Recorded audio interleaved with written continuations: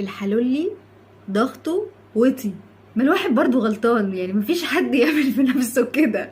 انا كنت قاعده قلت بقى افتح اي حاجه اتفرج عليها، ففتحت الفيلم ده الحب في بتفاصيله.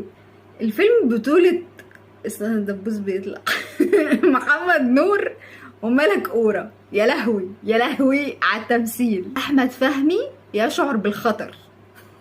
انا اصلا ما كملتش نص ساعة في الفيلم، والنص ساعة دي كنت رايحة جاية بعمل حاجات وقلت يعني يسليني كده، دي كانت تسلية سودا. انا لو قاعدة مثلا في جزيرة ومفيش فيها غير رمل، مليان الرمل، انا شغلت خيالي بقى والفيلم ده انا هقعد اعد الرمل واحدة واحدة وما اتفرجش على الفيلم ده. اقول لكم ان هو جاب ايرادات كام 53,000 جنيه، وعشان نبقى دقيقين و621 جنيه واتشال من السينما بعد